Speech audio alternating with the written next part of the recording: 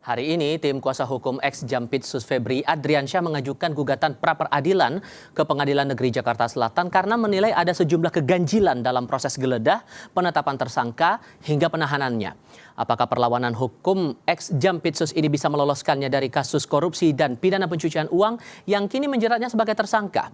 Bergabung dalam diskusi hari ini kuasa hukum ex-Jampitsus Febri Diansyah dan pakar hukum pidana pencucian uang Yenti Garnasi. Selamat sore semuanya dengan Tifal di sini. Selamat sore, selamat sore. Baik, terima kasih semua sudah bergabung dalam diskusi kami kali ini. Biar nggak ketukar, saya sebut Pak FA saja ya Mas Febri. Klien Anda ini kan mengajukan Prapit 2, salah satunya soal proses geledah. Proses geledah ini spesifiknya di rumah Sentul yang ada temuan emas dan uang itu? Jadi ada dua ya permohonan pra-peradilan yang diajukan secara bersamaan, tapi berkasnya dipisah. Pengajuannya dipisah begitu, ada dua permohonan begitu. Permohonan yang pertama terkait dengan proses yang dilakukan di Kejaksaan Agung, itu penetapan tersangka dan juga penahanan. Karena kalau kita bicara pra-peradilan kan kita bicara tentang permohonan tentang upaya paksa gitu ya. Nah, di KUHP baru disebut upaya paksa itu salah satunya adalah penetapan tersangka. Termasuk juga di sana penahanan, termasuk juga di KUHP baru itu diatur penggeledahan, penyitaan, dan seluruh upaya paksa yang lain. Itu kan lebih jelas ya dibanding dengan KUHP lama. Nah, yang kedua, karena proses ini saling berkaitan, tentu saja di tim sempat ada pembahasan, kemudian tim memutuskan bahwa memang tetap perlu diajukan pra-peradilan juga untuk proses sebelum di kejaksaan. Nah, upaya paksa apa yang dilakukan sebelum proses di kejaksaan atau proses di Polri? Ada beberapa upaya paksa. Satu, penetapan tersangka dalam kasus dugaan tipikor terkait dengan Asabri. Jadi perlu diklirkan lagi ada 3 sprindik ya yang kami temukan yang dikeluarkan oleh Polri, yang penetapan tersangkanya itu bukan tiga-tiganya. Jadi hanya satu yang terkait dengan Asabri. Sehingga objek dari gugatan pra-peradilan ini adalah terkait dengan penetapan tersangka tersebut. Yang kedua, ada serangkaian kegiatan yang dilakukan oleh penyidik pada saat itu, yaitu penggeledahan, penyitaan di sejumlah tempat. Nah, kalau tempat-tempat yang tidak ada kaitannya tentu tidak diajukan pra-peradilan. Berarti termasuk soal rumah di Sentul yang ada emas dan uangnya itu, Mas Febri? Yang diajukan pra-peradilan adalah rumah di Sentul. Nah, kenapa rumah di Sentul? Kaitannya adalah karena rumah tersebut, seperti yang dijelaskan juga sebelumnya oleh Pak Febri, bahwa rumah tersebut adalah rumah milik keluarga. Maka ada alas hak di sana untuk mengajukan pra-peradilan terkait dengan penggeledahannya. Gitu. Oke, untuk emas dan uang itu kepemilikan dari klien Anda, Pak FA? Sorry, saya nggak begitu jelas. Gimana? Untuk aset emas dan uang yang disita saat itu adalah aset milik FA? Itu kan sudah ditegaskan sebelumnya bukan. Dan kami justru meminta, sangat berharap Kejaksaan Agung untuk bisa membuktikan itu milik siapa. Makanya fokus kami adalah bukan soal kepemilikannya, itu biar penegak hukum, biar Kejaksaan Agung yang sedang berjalan sekarang untuk membuktikannya, mencari buktinya. Fokus kami adalah apakah penggeledahan yang dilakukan di rumah keluarga Pak FA itu dilakukan secara benar, sesuai hukum acara, atau tidak. Fokus kami lebih ke sana. Oke, Bu Yenti, kalau kemudian konteksnya ada pra-peradilan, fokus terhadap pidana pencucian uang, dan spesifik lagi proses geledah, itu bakal gimana prosesnya? Ya, nggak apa-apa ya. Ini memang penggeledahan menurut saya apa yang disampaikan itu mestinya sesuai dengan prosedur. Dan kemudian kalaupun penegak advokat pembelanya itu akan melakukan suatu pembelaan terhadap hal itu juga kan memang ada haknya. Tapi begini, kan ada persyaratan ya. Persyaratan kenapa digeledah itu karena sudah ada penyidik, sudah antara lain kan ada surat dan sebagainya, sudah menerangkan apa namanya lokasinya di mana. Kemudian paling tidak ada dasar dan fakta yang sangat dipercaya bahwa tempat itu ada kaitannya dengan barang atau hasil kejahatan itu yang paling penting untuk TPPU. Tidak berbicara itu rumahnya siapa. Kalau memang ada lokasinya ini, rumah ini, ya rumahnya siapa pasti sudah tahu. Tapi tidak harus ya, tidak harus berkaitan dengan tersangka TPPU-nya gitu ya. Nantinya kan jadi tersangka, nanti itu juga akan diperadilankan tentang penetapan tersangkanya. Jadi sejauh ini dari yang disampaikan oleh Mas Febri dan kemudian Pak FA melalui media, ya dua-duanya ya kita lihat ya tadi dari TAS Tipikor sudah mengatakan bahwa semuanya sudah ada, bahkan disampaikan sudah ada kejahatan asal. Jadi kalau masalah bahkan kalau belum ada kejahatan asal tapi ada korupsinya itu juga bisa kalau untuk penyidikan ya, untuk menetapkan tersangka. Yang menurut saya tidak bisa berdasarkan pasal 69 yang katanya bisa, itu kalau sudah mau ke terdakwa. Tapi tersangka boleh gitu ya. Hanya nanti kalau mau ke terdakwa harus sudah diketemukan kejahatan asalnya. Jadi boleh. Jadi kalau Oke, kalau berkaitan boleh, tapi kalau dalam konteks TPPU, Bu, tujuan ada pra-peradilan ini untuk menjelaskan apa, untuk meneguhkan apa?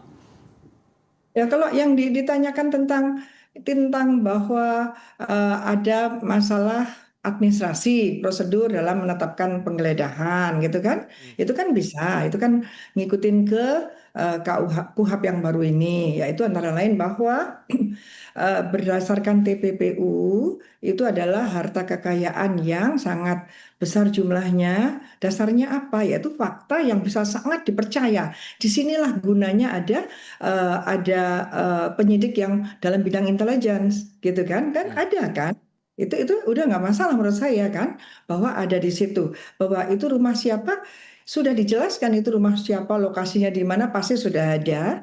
Dan yang paling penting karena ini adalah menelusuri aset hasil kejahatan yang di mana orang yang akan kena TPPU itu belum tentu orang yang melakukan kejahatan asal. Jadi dimanapun harta kejahatan itu ada, rumah siapapun, tempat apapun itu menjadi arah penggeledahan. Oke.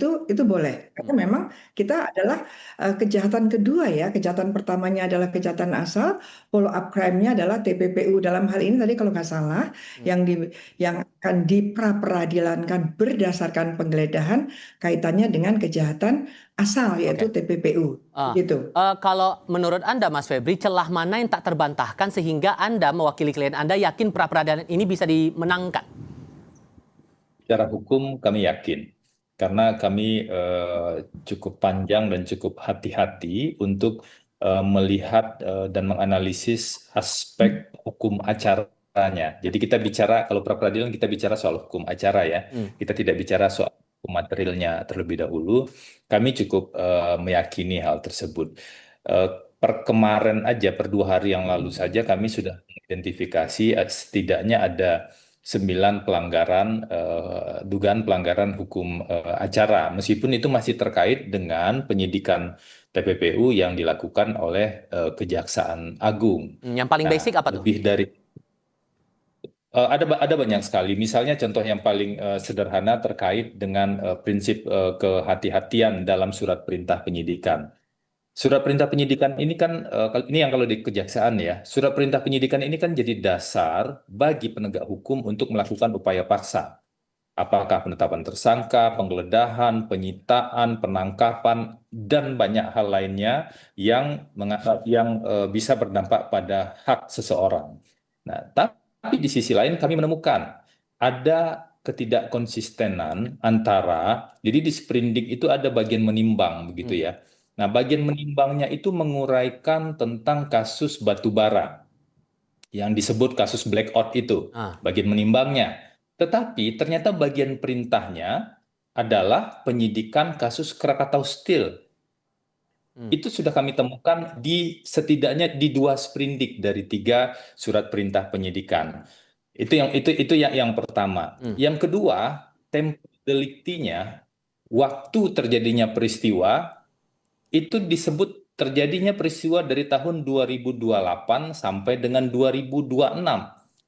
Bagaimana mungkin peristiwa pidana terjadi di masa depan? Ini tentu tidak mungkin terjadi. Oh, mungkin dikatakan itu typo atau sejenisnya. Kami menemukan banyak sekali hal seperti itu. baik. Di bagian penahanan pencucian uang misalnya, bagian pertimbangannya itu dari A langsung lompat ke F. Oke. Bagian B, C, dan D hilang. Belum lagi pelanggaran menurut kami ya, mungkin berbeda pendapat dengan Bu Yenti, pelanggaran penjelasan pasal 74 Undang-Undang Tindak Pidana Pencucian Uang. Kenapa? Karena di penjelasan pasal 74 Undang-Undang Pencucian Uang tersebut ada dua isu yang dibahas di sana. Pertama, siapa penyidik tindak pidana asal? Itu sudah diuji ke Mahkamah Konstitusi dan diperluas oleh Mahkamah Konstitusi. Baik. Putusannya constitutionally konstitusional. Nah, yang dilanggar adalah poin kedua di pasal 74. Pasal 74 ini tentang penyidikan TPPU ya. Pasal 74 yang poin kedua di penjelasannya itu disebutkan penyidik tindak pidana asal. Jadi kalau di sini kasus korupsi misalnya, penyidik tindak pidana korupsi itu melakukan penyidikan dulu tindak pidana korupsi setelah menemukan bukti permulaan yang cukup adanya pencucian uang, barulah dilakukan penyidikan tindak pidana pencucian uang. Oke, sorry, Yang saya harus terjadi tahan di seperti situ dulu. apa? Oke, sorry, saya tahan dulu di situ. Saya Yang kasih giliran, saya kasih giliran ke Bu Yenti dulu ya sebentar. Kalau dari alasan, Biar nggak terputus ya. oke, singkat. Biar nggak Saya kasih terputus. ke Bu Yenti setelah ini. Oke, silakan. Singkat aja. Justru poin intinya ini. Ini singkat aja. Oke. Nah, justru yang terjadi adalah di hampir semua surat perintah penyidikan itu langsung digabung dugaan tindak pidana korupsi A dan atau pencucian uang. Kapan melakukan penyidikan tindak pidana asalnya, kok tiba-tiba sudah ada pencucian uang. Nah, inilah menurut kami ya, tentu baik. ini harus diuji nanti di proses pra-peradilan. Oke. Gitu. Silakan. Bu Yenti, menurut Anda ini betul celah yang bisa memungkinkan FA menang dalam pra-peradilan ini? Ya, saya kan dari luar ya, kalau Pak Mas Febri dan Pak Febri di sana kan yang terlibat dan Pak Tas Tipikor tadi, saya juga tetap berbicara tentang prosedur ya Mas Febri ya, prosedur. Tapi tentang prosedur itu kan ada materialnya, karena minimal 2 alat bukti memenuhi unsur yang ada dalam pasal itu. Unsur itu pasti adalah sesuatu fakta, itu pasti, tapi hanya 2 dulu, minimal 2 sudah bisa gitu ya. Kemudian penggeledahnya bagaimana, dan kemudian tadi dikatakan bahwa pasal 74 gini, pasal 74 itu menjadi seharusnya tidak ada penjelasan lagi, artinya penjelasan itu waktu itu diskriminatif gitu ya, untuk menentukan penyidiknya siapa. Jadi sekarang itu semua penyidik tindak pidana asal, kalau yang disidik tindak pidana asal korupsi dulu, maka dia menjadi tindak pidana penyidik tindak pidana TPPU-nya itu ya, kalau normal. Tapi kalau tadi ditanyakan misalnya ada keberatan bahwa ada TPPU-nya tanpa tindak pidana asal, boleh. Pasal 69 bahkan lebih dari itu, saya tidak setuju itu. Saya punya buku ya. Jadi bukan saya bicara saja, di buku saya katakan kalau pasal 69 boleh penyidikan, penuntutan, bahkan putusan pengadilan tanpa peristiwa tindak pidana asalnya, no, itu bahaya sekali. Tapi kalau penyidikan, oke, boleh. Jadi ini juga bisa jadi strategi penyidikan, dia menyelidiknya itu langsung menemukan tindak pidana asalnya, atau sudah ada TPPU kemudian dicari tindak pidana asalnya, atau dari tindak pidana asal kemudian dikembangkan tindak pidana TPPU-nya. Ini sangat strategi penyidikan, dari penyelidikan ke penyidikan yang tentu kita belum lihat nanti, kecuali sudah ada surat dakwaan ya, karena dikhawatirkan nanti justru malah apa yang akan dilakukan dan sebagainya kan tidak bisa juga dibuka semuanya karena itu strategi. Dan celahnya bagaimana ya? Kalau berkaitan dengan itu kan saya tidak tahu, karena memang itu haknya yang berperkara ya, bahwa ada typo or something ya, pakai typo apa nantinya jadi typo saja atau bagaimana, itu kan kalau saya pikir itu pasti 2018 jadi 2028 kan gitu ya, karena disampaikan di Krakatau Steel itu di PLTU adalah di sejak 2018 sampai dengan 2026. Kemungkinan itu kan nanti kan ada runutannya gitu ya. Itu nanti terserah hakim. Tapi kan kita harus melihat substansinya pada akhirnya, walaupun ini tetap prosedur, ini prosedur dan itu boleh ditempuh, tapi juga penting begini. Kalaupun itu pra-peradilan, itu bukan berarti itu nanti selesai, enggak ya. Dan tadi betul bahwa silahkan mau pra-peradilan, ada waktunya kurang berapa hari, dan ini terus jalan aja. Bahkan nanti kalau pra-peradilan belum selesai dan 7 hari kan, 2 hari kerja, ini sudah ada penetapan, sudah masuk ke tahap 2, pra-peradilannya malah gugur. Itu juga perlu disampaikan kepada masyarakat. Oke, Bu Yenti, Mas Febri, terima kasih banyak sudah berdiskusi bersama kami hari ini. Saya selalu untuk Anda berdua. Selamat sore. Terima kasih Bu Yenti. Cynthia akan kembali untuk Anda dengan diskusi lain usai jeda. Presiden Amerika Serikat Donald Trump mengatakan telah tercapai kesepakatan dengan Iran mengenai Selat Hormuz. Trump menyebut hari Rabu ini Selat Hormuz akan dibuka untuk lalu lintas kapal. Benarkah klaim itu? Tetap di Kompas TV.